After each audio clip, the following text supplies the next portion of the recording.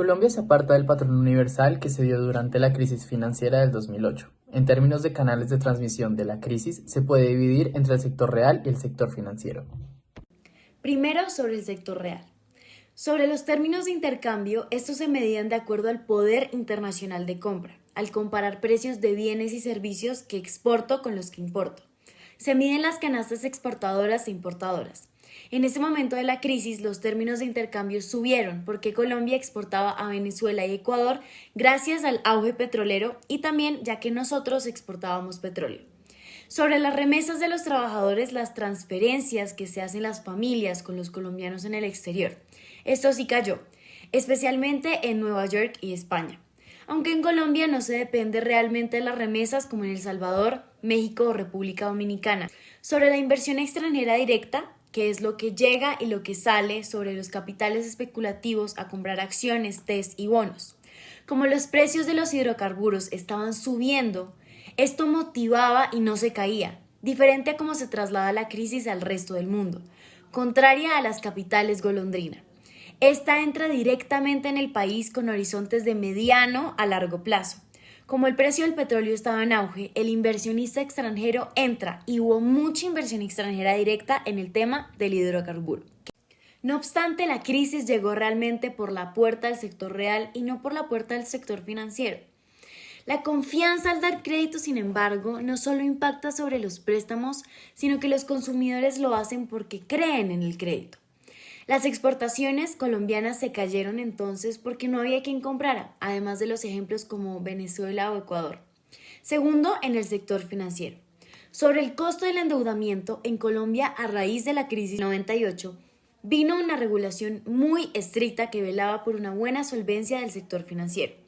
En el exterior se aumenta la tasa de interés, pero en el caso colombiano es distinto a los de Europa Oriental, donde no había banca propia sino extranjera, como Citi o JP Morgan. En Colombia todos los bancos son colombianos y eso se da porque se deben ajustar a la ley colombiana.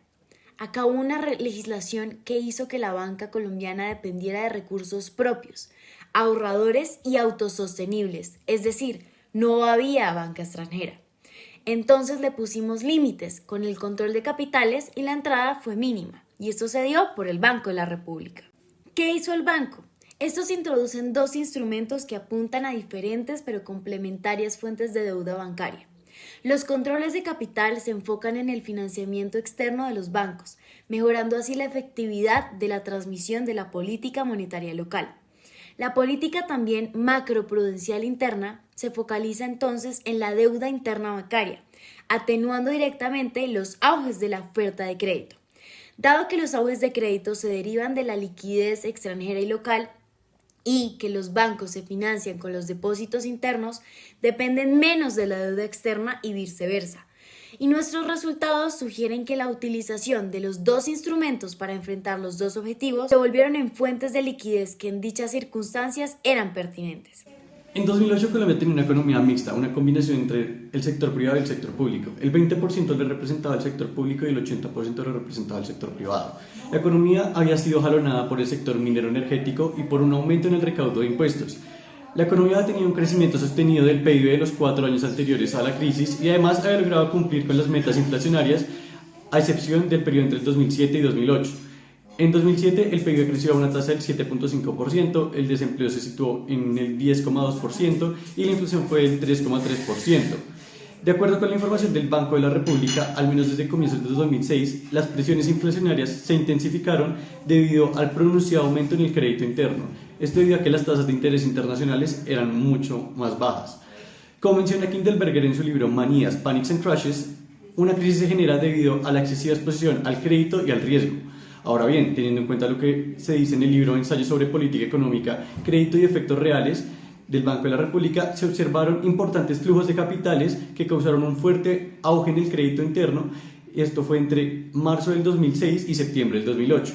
Como menciona Cano en su libro Mi paso por el banco, la autoridad monetaria se anticipó a esa crisis y reaccionó tanto con política en las tasas de interés como medidas macroprudenciales que ayudaron a controlar el crédito excesivo. El Banco de la República reaccionó aumentando constantemente las tasas de interés y tuvo una política monetaria más alta que fue acompañada por un diferencial de tasas de interés cada vez mayor frente a la tasa de los fondos federales de Estados Unidos. Si bien es cierto que la crisis financiera del 2008 afectó a la mayoría de economías a nivel global, hubo algunos sectores de la economía colombiana que se vieron impulsados durante la crisis. Según un informe del Banco de la República titulado Crisis externa y desaceleración de la economía colombiana en 2008-2009, coyuntura y perspectivas, los sectores de agricultura y ganadería fueron los que más se vieron impulsados por la crisis del 2008. En cuanto a la minería, encontramos que este sector creció a una tasa del 10.2% en comparación con el 7.1% del año inmediatamente anterior. Este crecimiento se debió principalmente al aumento de la demanda de materias primas por parte de los países desarrollados. El precio del petróleo, por dar un ejemplo, aumentó un 50% en el 2008, mientras que el precio del carbón aumentó un 30%. Ahora, respecto del sector de agricultura y ganadería, encontramos que la crisis provocó un aumento de los precios de los alimentos, lo que benefició a los productores colombianos.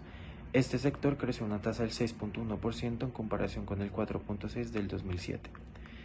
Este crecimiento se debió principalmente al aumento de los precios internacionales de los alimentos, que se dispararon como consecuencia de la crisis global. El precio del maíz aumentó un 100% en el 2008, mientras que por otro lado el precio del trigo aumentó un 50%. El sector de la construcción experimentó un crecimiento debido a la demanda de viviendas asequibles, impulsada por la crisis que redujo los precios. En paralelo, las tecnologías de la información y comunicación prosperaron gracias al aumento del trabajo desde el hogar, lo que aumentó la demanda de servicios en línea como la banca en línea y el comercio electrónico. El índice de Gini aumentó a 0,54, señalando una mayor desigualdad. En este contexto, el sector de la construcción y las TIC se destacaron como áreas de oportunidad. La crisis del 2008 tuvo un impacto significativo en la economía colombiana, pero el impacto fue diferente al que se observó en otros países. En Colombia, la crisis llegó por la puerta del sector real, no por la puerta del sector financiero. El sector financiero colombiano fue relativamente resiliente a la crisis gracias a una serie de factores, entre los que se incluyen la regulación, la dependencia de las exportaciones y el aumento del precio del petróleo. La economía colombiana se recuperó rápidamente de la crisis gracias a una serie de políticas gubernamentales, entre las que se incluyen la expansión del gasto público y la reducción de las tasas de interés.